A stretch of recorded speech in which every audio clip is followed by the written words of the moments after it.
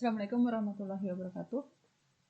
Saya akan menjelaskan terkait dengan kuis yang saya berikan di minggu kemarin, yaitu terkait dengan instrumen keuangan kas dan piutang. Untuk soal yang pertama, soal ini saya ambilkan dari buku Dwi Martani halaman 235. Jadi soal pertama itu terkait dengan rekonsiliasi. Jika bank melakukan kesalahan dalam mencetak cek yang dibayarkan oleh bank kepada supplier yang seharusnya cek tersebut senilai 75.980.000, namun dicatat dan dibayarkan oleh bank hanya senilai 57.890.000. Jadi di sini nanti mengakibatkan adanya perubahan, mengakibatkan adanya perbedaan antara saldo yang ada di bank dan yang ada di perusahaan. Kenapa? Karena yang ada di perusahaan itu cek yang ditulis untuk membayar utang supplier kan senilai 75.980. Jadi ketika supplier tersebut mencairkan dananya ke bank, ternyata yang dicairkan hanya sebesar 57.890.000. Maka di sini efek yang terjadi pada saldo akun kas pada bank yaitu nanti untuk saldo kas bank itu mengalami pengurangan. Pengurangannya akan lebih kecil dari yang seharusnya dikeluarkan. Karena yang dikeluarkan harusnya 75.980.000 hanya dikeluarkan sebesar 57.890.000. Jadi ada selisih sebesar 18.090.000. Jadi untuk efeknya akan ada perbedaan saldo antara bank dengan kas. Sedangkan untuk rekonsiliasinya seperti apa? Sedangkan yang kita tahu rekonsiliasi kan untuk mengurangi kesalahan pencatatan, untuk rekonsiliasi itu dilakukan untuk mengetahui perbedaan antara saldo kas dengan saldo bank. Itu selisihnya itu karena ada transaksi apa. Jadi di sini karena adanya kesalahan pencatatan ini tadi. Jadi nanti rekonsiliasinya akan muncul seperti ini. Jadi kesalahan pencatatan senilai 18.090.000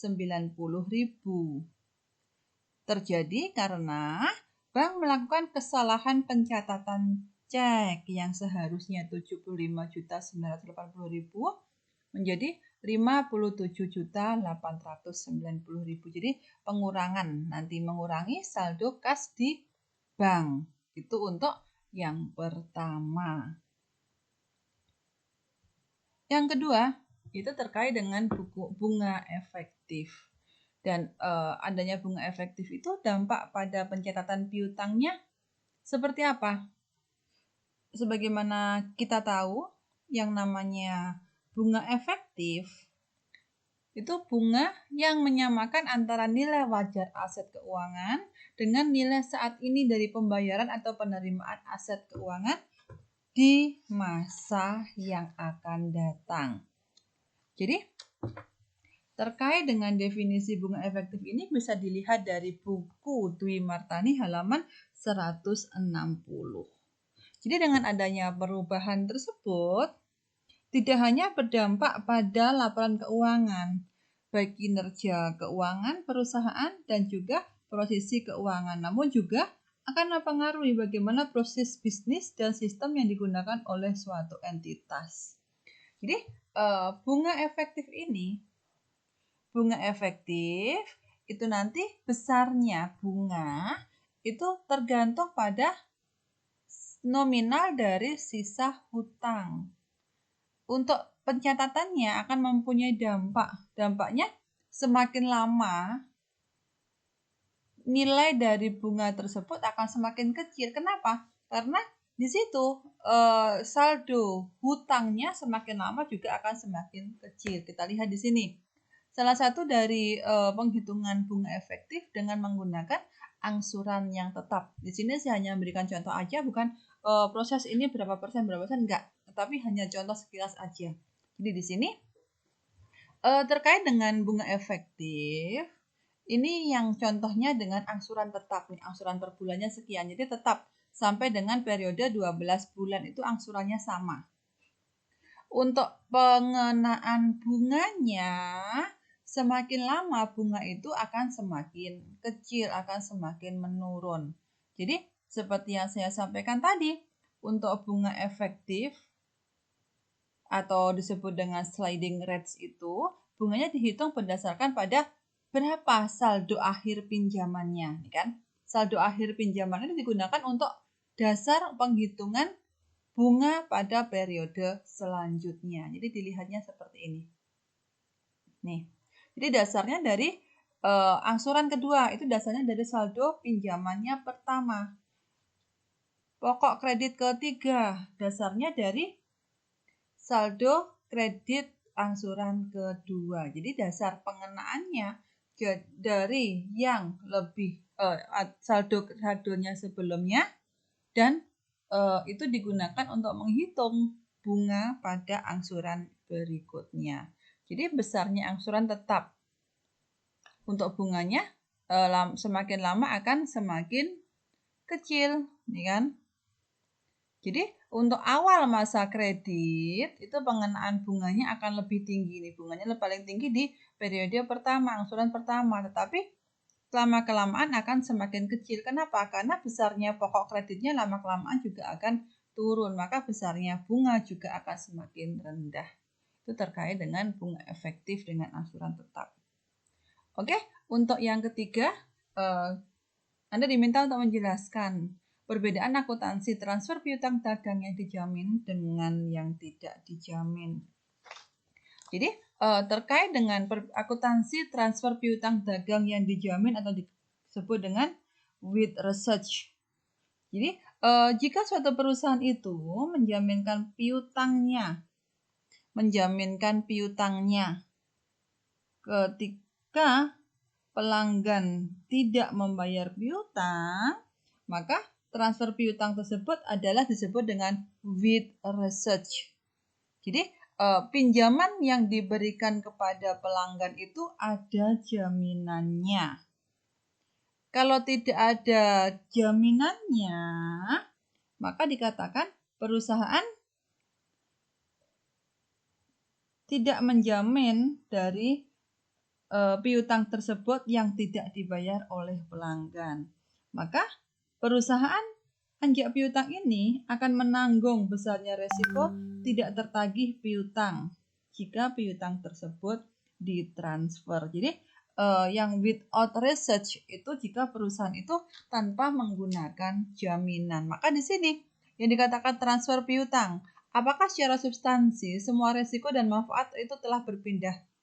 Tidak dan ya. Jadi di sini yang membedakan ketika perusahaan atau ketika piutang tersebut oleh pelanggan tidak ada jaminan dan juga ketika perusahaan itu tidak bisa atau pelanggan tersebut tidak bisa membayar piutangnya, maka transfer piutang itu dikatakan without research. Jadi di sini posisinya perlakuannya bagaimana? Ini jika tidak ada jaminan maka catat utang dengan jaminan aset tidak dihapus bukukan. Catat utang yang timbul akui beban bunga.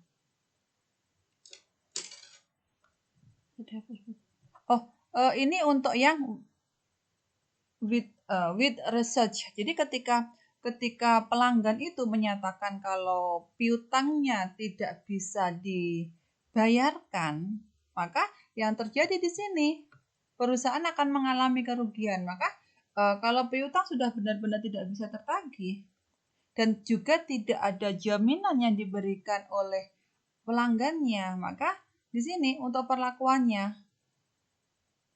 itu catat utang dengan jaminan di sini ayat tersebut akan dihapus bukukan.